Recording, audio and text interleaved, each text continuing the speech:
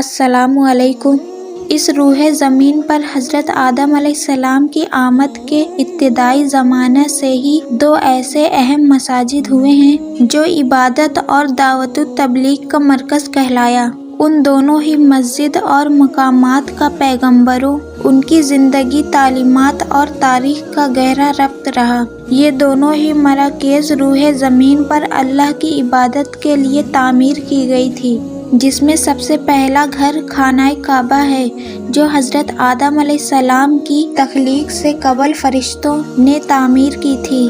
جب آدم علیہ السلام دنیا میں تشریف لائے تو آپ نے کعبہ کی دوبارہ بنیاد رکھی، اور خانہ کعبہ کی تعمیر کے 40 سال بعد آپ علیہ السلام نے مسجد اقصی کی تعمیر کی۔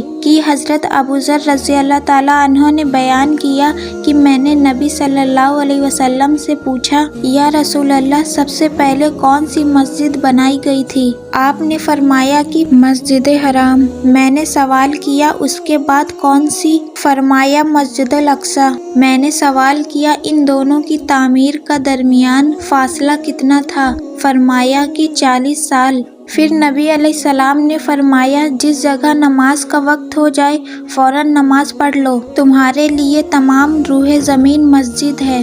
اس حدیث کے ضمن میں علماء و محدثین نے لکھا کہ ان دونوں کی مسجدوں کی تعمیر کے درمیان 40 سال کا عرصہ کیسے ہو سکتا ہے، جبکہ معلوم ہے کہ ابراہیم علیہ السلام کی تعمیر کعبہ اور سلیمان علیہ السلام کے بیت المقدس کی تعمیر کے درمیان 1000 سال سے زیادہ کا عرصہ ہے۔ لہٰذا علماء محققین نے یہ نتیجہ نکالا کہ کعبہ اور بیت المقدس کی اساسی تعمیر مختلف ہے۔ دراصل حضرت آدم علیہ السلام سے 2000 سال قبل ہی فرشتے مسجد الاقصی کی تعمیر کر چکے تھے اور اس کا طواف بھی کرتے تھے۔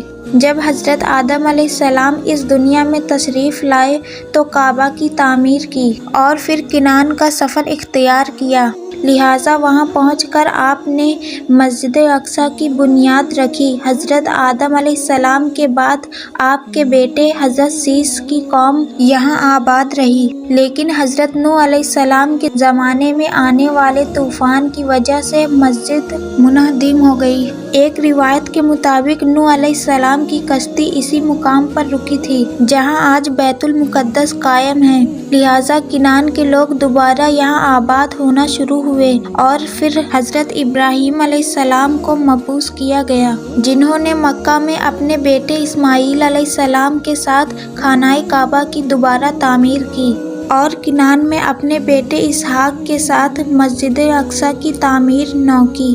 حضرت اسحاق علیہ السلام نے اپنی زندگی میں مسجد اقصی کی حفاظت کی، اور پھر اپنے بیٹے یعقوب علیہ السلام کی نسل سے حضرت داؤد، سلیمان علیہ السلام نے اپنے عہد میں مسجد الاقصی کی شاندار بنیاد رکھی۔ مختصر یہ کہ مسجد اقصی اور یروشلم بیشتر انبیاء کرام کا مرکز رہا، اور آخری نبی محمد صلی اللہ علیہ وسلم نے بھی سفر معراج کا آغاز اسی مقام سے کیا۔